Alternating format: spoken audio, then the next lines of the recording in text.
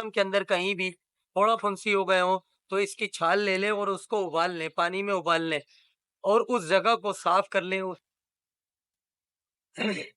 نحمدہ ونصلی ونسلم علی رسولہ الکریم.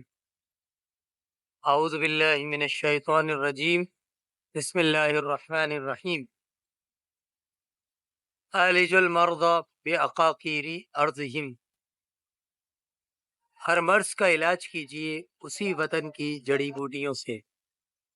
خواتین و حضرات، آج ہم آپ کو جس درخت سے شناسہ کرا رہے ہیں اسے بیری کہا جاتا ہے. یہ بیری کلاں ہے.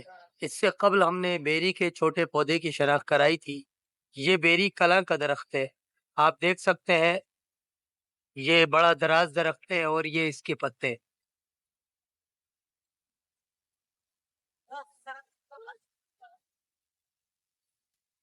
یہ اس کے تنے کی چھال یہاں بخوبی دیکھنے پہ سینٹر پہ آپ کو نظر آئے گا کہ یہ اس کی چھال کچھ اکھڑی ہوئی بھی ہے. تو ناظرین، یہ وہی بیری کا درخت ہے جو عام طور پہ چھوٹے بیر تقریباً جو 1000 ملی گرام کے سائز کے بیر ہوتے ہیں وہ اس پہ عام طور پہ لگتے ہیں. یہ بہت ہی نفع بخش درخت ہے.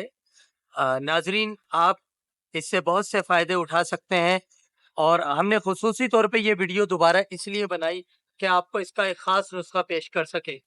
بیری کی چھال آپ 100 گرام حاصل کر لیں اور خشک کر لیں. تازہ حالت میں بھی بنا سکتے ہیں لیکن خشک کر لیں اور خشک کرنے کے بعد آپ اسے کوٹ چھان لیں، اچھی طرح باریک کر لیں اور اس میں کوزہ مصری ہم وزن ملا لیں. اور میں جن امراض کا آپ سے اظہار کر رہا ہوں یا جن امراض کے بارے میں آپ کو بتلا رہا ہوں اس میں آپ کو استعمال کرنا ہے. سر کے بال گرتے ہوں تو اس میں آپ کو اس کو آدھی چمچ صبح و شام جو ہے گرم دودھ سے کھانا ہے. اگر جسم میں تیزابیت ہوتی ہو، ہاتھ پاؤں میں جلن ہوتی ہو تو آدھی چمچ صبح دوپہر شام کھانا ہے. 1 ہفتہ کافی ہے. ہاتھ پاؤں کی جلن میں 1 ہفتے سے زیادہ نہیں کھانا. انشاءاللہ العزیز آپ دیکھیں گے کہ آپ کو بہت فائدہ ہوگا. اچھا خواتین و حضرات، یہ نسخہ جو ہاتھ پاؤں کی جلن کا نسخہ ہے یہ خاص طور پہ صرف گرمیوں میں استعمال ہو سکتا ہے. سردیوں میں اس نسخے کو آپ استعمال نہ کریں. اس سلسلے میں ہم دوسری ویڈیو بنائیں گے. تو یہ ویسے تو بہت کارآمد ہے. اس کے علاوہ یہ بھی آپ لے سکتے ہیں کہ جس پانی سے اس جگہ کو صاف کر لیں یا اس جگہ کو دھوتے رہنے سے وہاں پہ پھوڑا پھنسی، داغ چبل بھی ختم ہو جاتا ہے.